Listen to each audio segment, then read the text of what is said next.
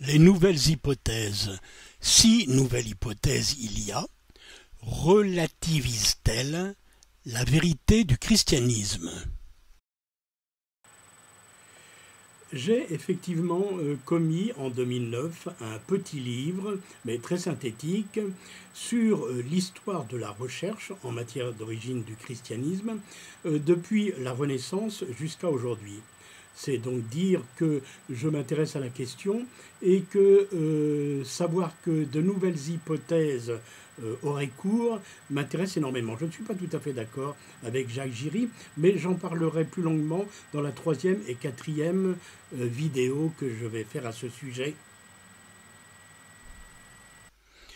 Donc, dans cet excellent livre de Jacques Giry, en page 306, l'avant-dernière page, et tout en bas, on trouve ce paragraphe. Un des caractères majeurs des religions révélées est que chacune prétend détenir la vérité. Puisque chacune se réfère à un message délivré par un fondateur qui l'a reçu directement de Dieu ou qui était lui-même de nature divine, il ne peut en être autrement. Le chef de l'Église catholique proclame la Splendor Veritatis, les ayatollahs proclament l'islam, c'est la vérité. Et les uns et les autres mettent en garde leurs fidèles contre la tentation de relativiser la doctrine qu'ils prêchent. Je veux simplement rappeler dans ce deuxième enregistrement ce qu'est la position de l'Église catholique sur le relativisme, car clairement la conclusion que fait Jacques Giry, qui pense que de nouvelles hypothèses sont en cours, eh bien c'est qu'elles aboutiraient à un certain relativisme de la vérité. Or, sur le relativisme, et Benoît XVI et le pape François se sont prononcés de manière extrêmement claire et j'aimerais le rappeler. Eh bien, Benoît XVI, alors qu'il était encore le cardinal Ratzinger, jusqu'à la veille de son élection, a combattu le relativisme et la veille même de son élection, c'est-à-dire le 18 avril 2005, il fait un discours que l'on trouve encore sur le site du Vatican, dans lequel il dénonce la dictature du relativisme. Posséder une foi claire, selon le credo de l'Église, est souvent défini comme du fondamentalisme, tandis que le relativisme, c'est-à-dire se laisser entraîner à tout vent de la doctrine, apparaît comme l'unique attitude à la hauteur de l'époque actuelle. L'on est en train de mettre sur pied une dictature du relativisme, qui ne reconnaît rien comme définitif et qui donne comme mesure ultime uniquement son propre ego et ses désirs. C'est donc une déclaration du cardinal Ratzinger la veille de son élection. Et durant son pontificat, il le répétera en diverses occasions. Et ça ne tombera pas dans l'oreille d'un sourd, puisque le cardinal Bergoglio reprendra le propos, étant cardinal et étant pape. Comme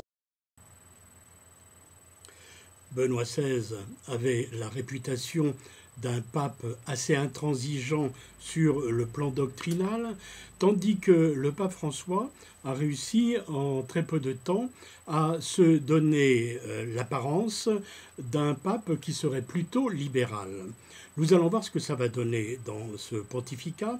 En tout cas, sur la question de la dictature du relativisme, il s'était déjà prononcé un an avant son élection, alors qu'il était encore le cardinal Bergoglio. C'était dans le 25 mai 2012, et dans une homélie, il prononce ces paroles. Le relativisme, prenant prétexte du respect des différences, homogénise tout par la transgression et la démagogie. Il permet tout pour ne pas assumer la contrariété qu'exige le courage réfléchi de défendre valeurs et principes. Curieusement, le relativisme est absolutiste et totalitaire. Il n'autorise aucun discours différent de lui-même. Cardinal Bergoglio, 25 mai 2012. Donc, pour Benoît XVI, c'est la dictature du relativisme. Pour le cardinal Bergoglio, le relativisme est un totalitarisme.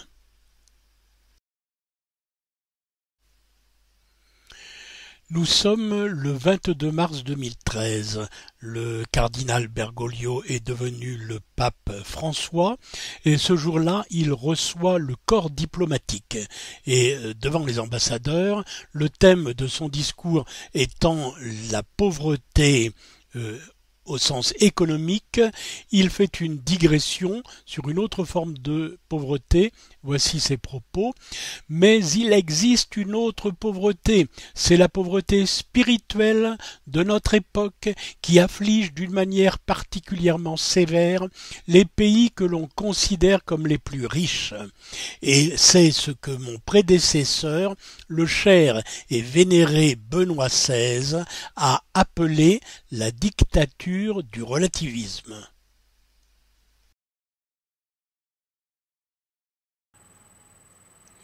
Dans le prochain enregistrement, nous allons en revenir au livre de Jacques Giry sur les nouvelles hypothèses en matière d'origine du christianisme.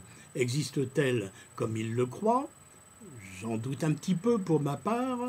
Ce qui est certain, c'est que le jour où elles existeront, et ce jour en effet viendra, eh bien elles déboucheront, me semble-t-il, presque inévitablement, sur un relativisme de la vérité religieuse. Nous venons de voir ce qu'en pensait le pape Benoît XVI et ce qu'en pense le pape François. Le relativisme spirituel, c'est pratiquement le mal